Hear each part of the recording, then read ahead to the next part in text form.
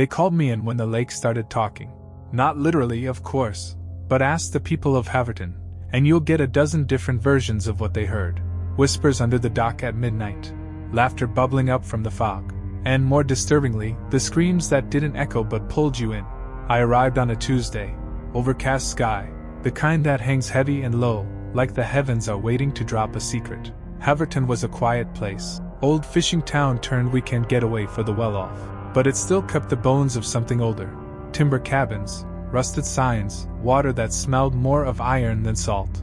Sheriff Mallory met me outside the boathouse, heavy-set, slow-talking, and clearly out of his depth. He'd already lost one deputy to the case, figuratively, he told me.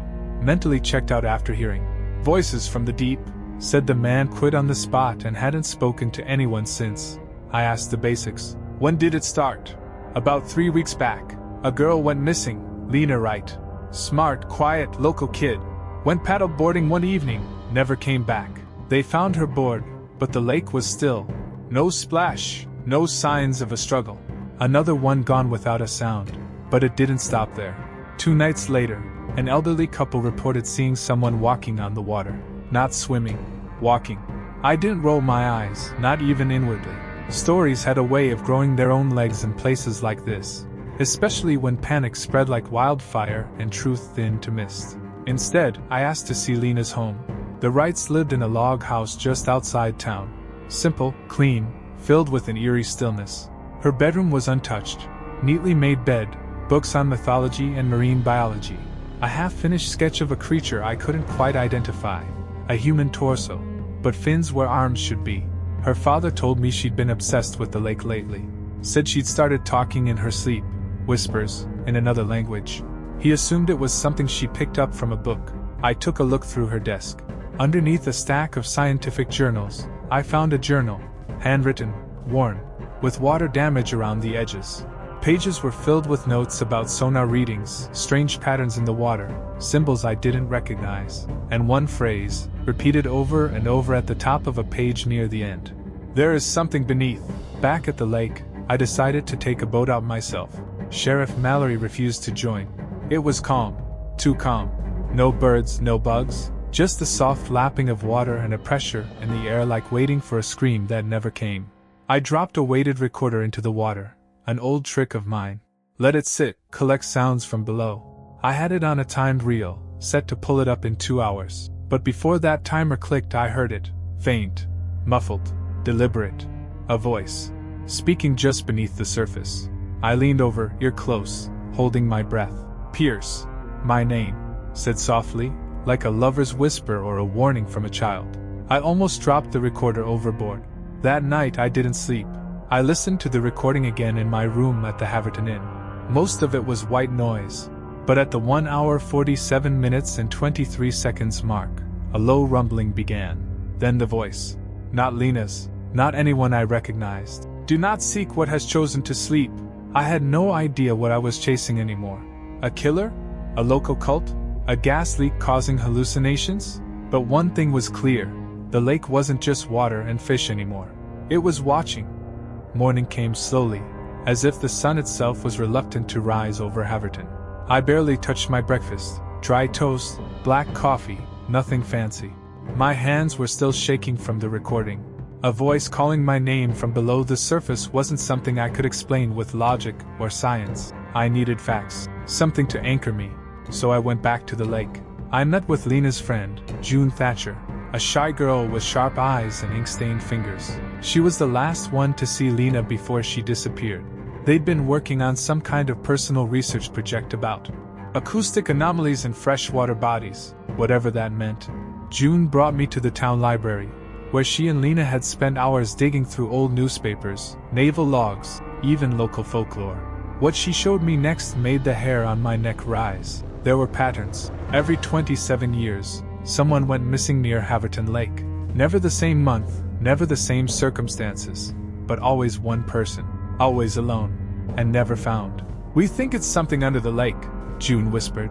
Not a person, not a killer, something older.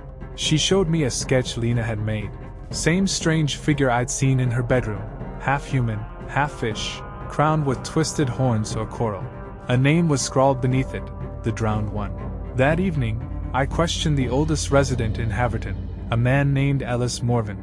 He used to be a diver for a geological survey team back in the 60s, retired, half-blind, but sharp as a blade under all that gravel and cigarette smoke. He laughed when I asked about the legend. "You're chasing ghosts, detective," he said. "But I'll tell you this, there's a trench down there. Not natural. Something carved it, or dug it, or maybe it fell from above. We called it the Throat. Never showed up on sonar. Whenever we got close, our gear failed. We stopped diving after someone disappeared. That was 71, 27 years before Lena." Ellis paused, then looked me straight in the eye. "Don't listen to the water. It lies." I went back to the lake with diving gear borrowed from the sheriff's office, against Mallory's advice. I wasn't interested in theories anymore. I wanted to see what was down there. If Lena had found something, I had to follow her steps. Visibility was poor. My flashlight barely cut 5 feet ahead. But I kept going, guided by instinct and the vague coordinates from Lena's notebook. And then, I found it. A trench. Perfectly shaped, unnaturally smooth. A narrow cut into the lakebed that seemed to go forever. My pressure gauge started flickering. Static hummed through my comms. Then a sound, from within the trench. Muffled, deep, rhythmic, like breathing. And then the voice again. "Pierce, why are you still listening?" I panicked, kicked upward, heart hammering, lungs aching. The moment I broke the surface, I vomited into the water. Sheriff Mallory was already waiting at the dock, jaw clenched. "I told you," he said, throwing me a towel. "I told you." Back at the inn, soaking wet and shaking, I found something slid under my door. An envelope. No return address. Inside, 2 things. A photograph of Lena Wright, dated the day she disappeared. A crude map, hand-drawn. Circles around 3 locations: the trench, the lighthouse ruins, and something marked K-12 station. The last location didn't appear on any official maps. June confirmed it. Lena mentioned it once. Said it was abandoned in the 80s. Some kind of underwater monitoring lab. Built after one of the disappearances.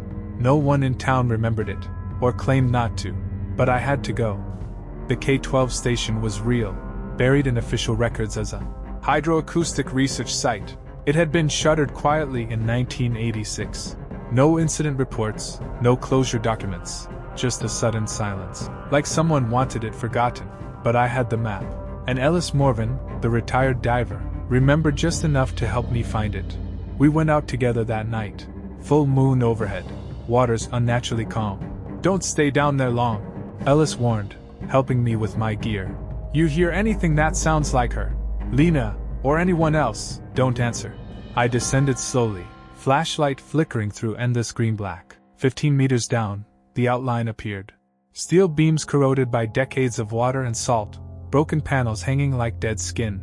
It looked like a giant ribcage lodged in the lakebed. The main hatch was open. Inside, air pockets shimmered across collapsed floors. And deeper in, power. Some lights still pulsed, like the heartbeat of something that should be long dead.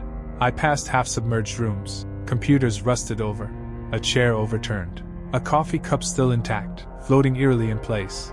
On a wall, faded writing in chalk. "The echo is not a mirror." The lowest chamber held answers. Cold, silent, but not empty.